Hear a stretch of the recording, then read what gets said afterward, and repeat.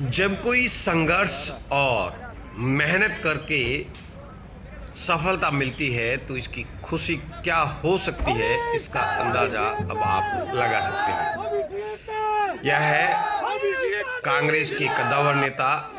हरीश चौधरी, पूर्व राजस्व मंत्री व पंजाब के कांग्रेस प्रभारी, जिन्होंने ओबीसी वर्ग के अंदर आरक्षण की विसंगतियों को दूर करने के लिए बाड़मेर से संघर्ष शुरू किया और संघर्ष भी इस लेवल पर कि हरीश चौधरी ने सीधे सीधे मुख्यमंत्री अशोक गहलोत से दुश्मनी तक ले ली और उनसे नाराज तक हो गए। लेकिन उनका जो निर्णय था वह बिल्कुल ही अडिग था कि जब तक ओबीसी आरक्षण की विसंगतियां, जो कि युवाओं के भविष्य के ऊपर चोट हो रही है, क्योंकि युवाओं को नौकरियों से बेदखल किया जा रहा है, वह वापस जो 2018 में भाजपा सरकार में वसुंधरा राजे ने जो अमेंडमेंट किया था उसको नहीं हटाया जाएगा, तब तक यह संघर्ष का बुगुल बजता रहेगा।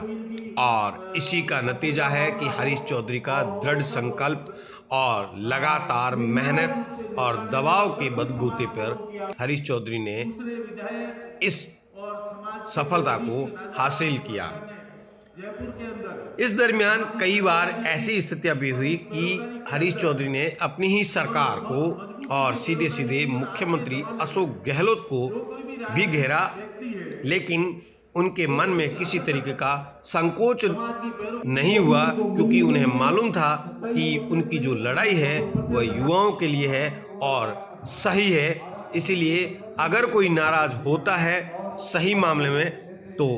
हो जाए, लेकिन जो युवाओं की मांग है, जो ओबीसी वर्ग के जो युवा नौकरी पाने के लिए लगातार मेहनत कर रहे थे, वह इन नौकरियों से महरूम रह रहे थे, क्योंकि ओबीसी आरक्षण के अंदर जो भूतपूर्व सैनिकों का जो कोटा था, उस कोटे में जो युवा वर्ग थे उनको कम चांस मिल रहा था, और जो भूतपूर्व सैनिक है वह इस कोटे को फिलअप कर रहे थे। इसके बाद में लगातार मेहनत की और उस मेहनत में पिछले दिनों मुख्यमंत्री और कैबिनेट ने उसको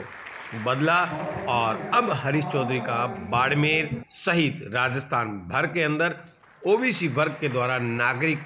अभिनंदन और युवाओं से संवाद लगातार चल रहा है। आप देख सकते हैं हरीश चौधरी उन युवाओं का भी खुद कर रहे हैं स्वागत, जिन्होंने इस मेहनत में, इस संघर्ष में साथ दिया। तो आप देख सकते हैं कि वो युवा हैं जिन्होंने लगातार ये आवाज़ उठाई, हरीश चौधरी के सामने ये विषय रखा, हरीश चौधरी ने उस विषय को समझा और समझने के बाद में इस आंदोलन के अगवा बने और अगवा बन करके इस आंदोलन की सफलता को युवाओं को दिलाई, और लगातार मेहनत करके अब जो युवाओं के चेहरों पर जो खुशी दिख रही है वह देखते ही बनती है। इसके साथ ही हरीश चौधरी ने साफ साफ कहा कि मंत्री हेमानंद चौधरी ने कहा मैं इस्तीफा दे दूंगा, लेकिन उन्होंने कहा मैंने मना किया।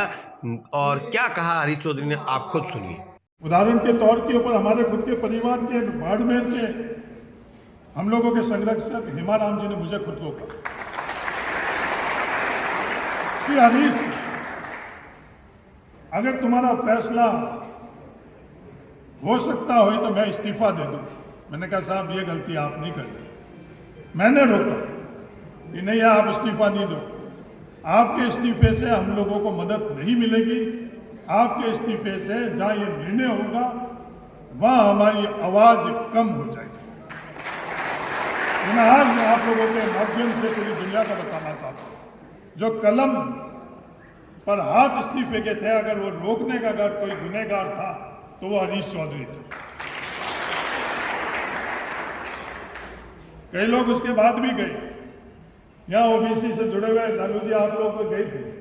आप लोगों ने बोला कि साहब आप ये ट्वीट कर दो और दूसरी चीज कर लो, आप उस दिन साथ में थे, तो आप लोगों ने बोला, तो हेमाराम जी ने बोला हरीश, मैंने कहा साहब इनको मैं अपना आप समझाऊंगा, आप अब आपकी आवश्यकता आज नहीं है, आपकी आवश्यकता कैबिनेट वाले दिन थी, क्योंकि पहले कैबिनेट का जो हम लोगों का अनुभव था उसके कारण हमारे पास वहां मजबूत पैरोकारों की आवश्यकता थी। कई तरह के प्रशासनिक अधिकारी, कई तरह के मीडिया में बैठे हुए लोग, कई तरह के भामाशाह